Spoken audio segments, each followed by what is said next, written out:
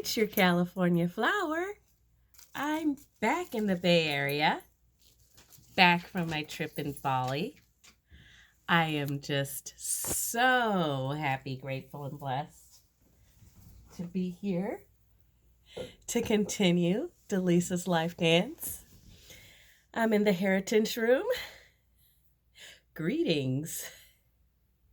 So my trip, as you could tell from my YouTube channels and my Facebook pages, that, oh my goodness, what an amazing journey with so many people that are living in positivity, living with keeping their minds open to different opportunities and learnings and lessons. And yeah, so the yoga alone was a complete journey for me. So I want to thank Master Sri Akarshna and Grandmaster Akshar. You can look at them on their pages. Please follow them. You'll learn something new, something that will enlighten your life and brighten your spirit. So thank you for that. But I wanted to show you exactly like how far away I was from my home.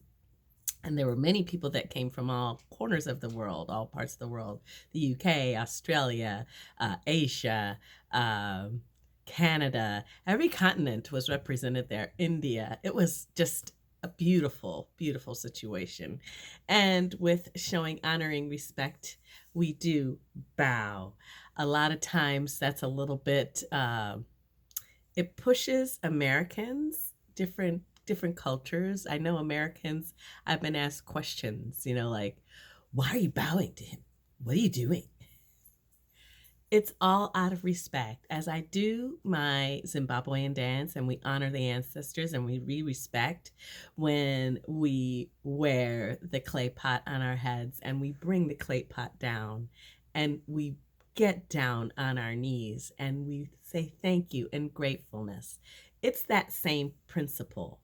It's the principle of honoring the ancestors, the masters that have given the information, has given the words and guidance of yoga and of meditation.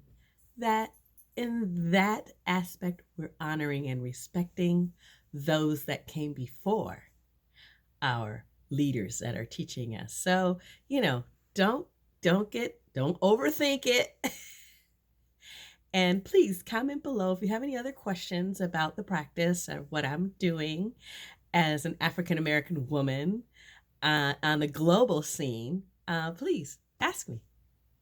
And yes, I am bringing my traditional dance to this community and explaining. So thank you to Julia Tsitsi Chigamba, my mentor in the Zimbabwean and Shona culture and dance and music of Zimbabwe. So let's thank all of our ancestors. Let's thank all of our teachers and acknowledge them with respect and humility. So with that said, I just want to show you where I was on this glorious globe. There was a show, Where in the World is Carmen Sandiego? Where in the world is Delisa Christine Branch? So here we go. I started out in my home in San Francisco. I left San Francisco Bay Area, and it was a 17-hour flight to Hong Kong and then another 5 hours to Indonesia. So I believe you can see the continent, the North American continent here. And then I was not in Mexico, but I was north of Mexico in California. And I flew across the Pacific Ocean. Can you see that? All the way down to here, Indonesia. Wow, what a journey. It was fantastic. And I did not experience really much jet lag.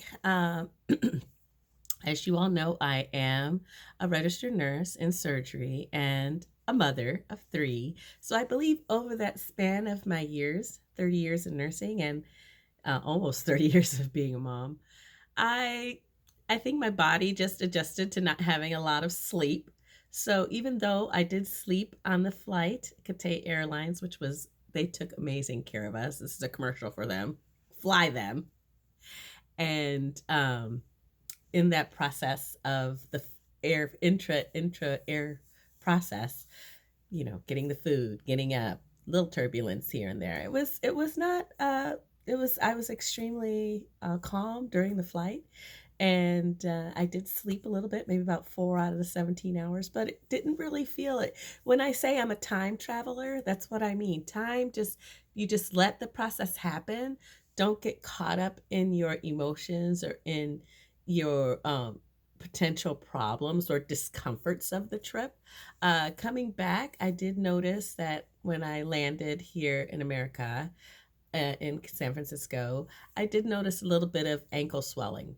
So I just rubbed my ankles with some of my cream, and I elevated them, and went away. By the next morning. It wasn't bad. So and the other thing is my ear may be a little bit. I had a little bit of ear stuffiness, but other than that, it was a pretty flawless trip for me personally.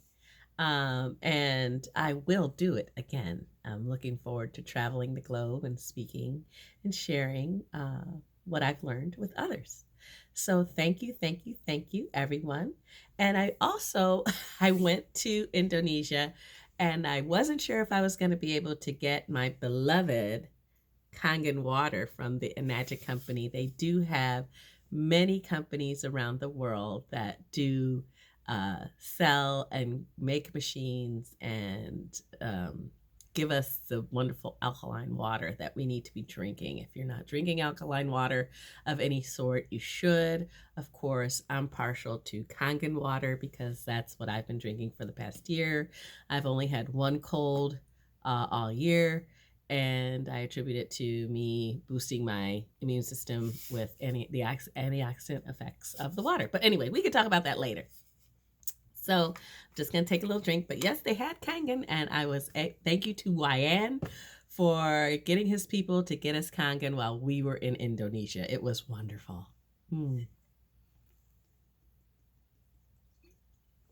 So I got to hydrate, and I got to get back to the job today. So this is my little episode, sharing a little bit of summary of what I've done, sharing a little bit of the culture or experience that I'm involved with at this point with my group of creators. And yeah, comment below, like, subscribe, share, and I'll be talking to you very soon. Ciao, ciao.